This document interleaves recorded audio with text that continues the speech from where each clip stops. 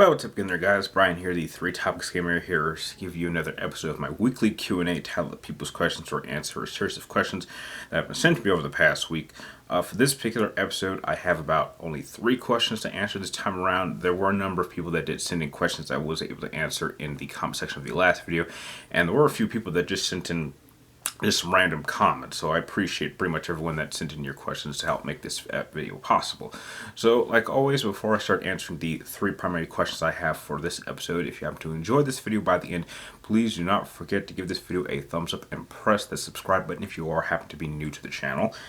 And starting off with the first question, and all of these are regulars, so pretty much everyone's familiar with everyone.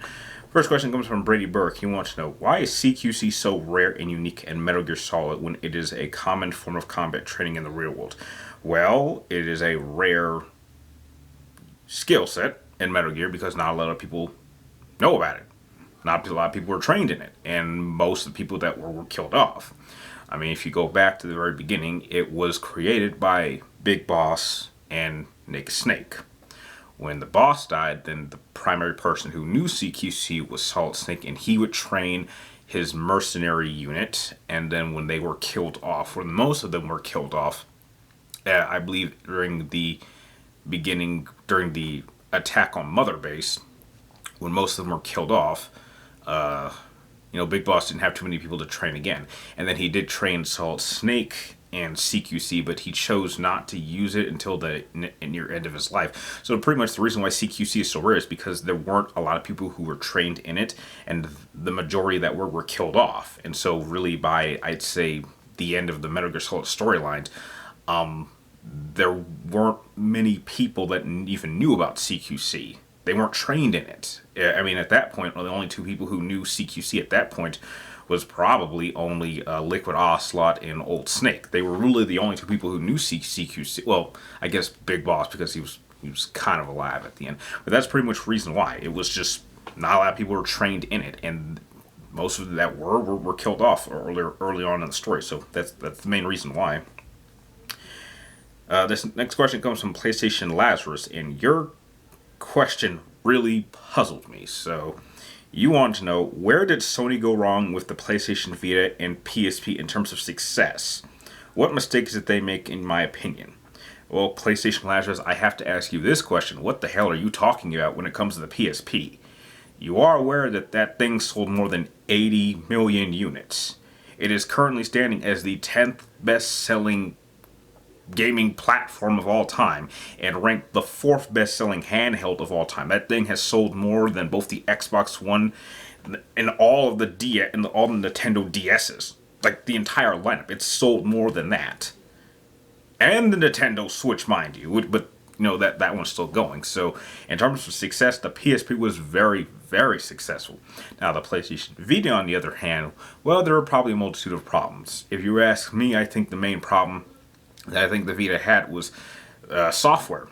I mean, if you look at the hardware, there's no question that the PlayStation Vita was a vastly superior handheld to the PlayStation Portable in just about every single way. But when you take into account that it had a much weaker first-party support, and then when you take into account that the games that it came with took up so much space, and so you had to spend a lot of money just to get the memory cards. You have to remember, the memory cards held very, very little memory, and they cost a lot. Like, I believe, at release, like a 16 gig, just a 16 gig memory card cost like $100, and that was like ridiculous. And it didn't, and that's really what it comes down to. I mean, when it comes to the gaming industry, it has mainly always been about software. Software has to succeed.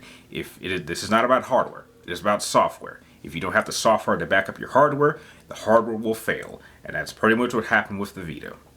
Just your lack of first-party support. I mean, which is surprising, because when you look at the PSP, it had a lot of first-party support. So why a lot of these publishers and developers didn't want to develop for the PlayStation Vita is a big question. But yeah, I think that's kind of what led to probably the PlayStation Vita's failure in terms of success, I would say.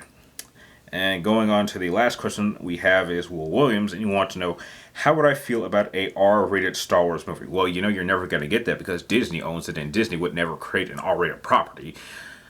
But if you could, I'd be totally open for that. I mean, when you have a rated R storyline in a vast world like Star Wars, the possibilities are endless. You could tell just about any story you want. You could be as gritty as you want. I mean, when you really think about the Star Wars world and like the horrible things that happen to them, yeah, there's a lot of gruesomeness. I mean, there's a lot of horror, there's genocide, there's murder, there's lots of death. I mean, just there's a laundry list of just horrible events that killed millions, if not billions, of people. I mean, the Star Wars storyline. It is not a pretty story to tell. It is very, very brutal, very, very horrible in some senses, and you could definitely tell an R-rated story.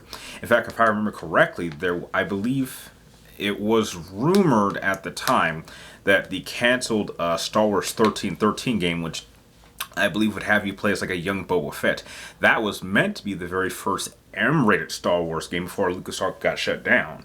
That would have been very, very interesting for those who remember that game. But yeah, I personally would welcome a rated R Star Wars film. I think a lot of people would welcome a rated R Star Wars film. There's a lot of possibilities. I mean, you take a lot of limitations away in terms of this type of story that you could tell. So yeah, I think if you have the right director and a good script, and if Disney was willing to flex its properties a little bit more, yeah, you could definitely have a very successful rated R Star Wars film. And it is Disney, so chances are you'll never get that. And that pretty much does it for the primary 3 questions that were sent to me. If you happen to have any questions you would like me to answer in next week's episode, be sure to type them in the comments down below. But remember that it is only 1 question per person, and make sure you get them into me before, I believe, noon on next Wednesday before I start filming the next episode. And like always, thank you guys for watching. You're awesome, and I will see you next time.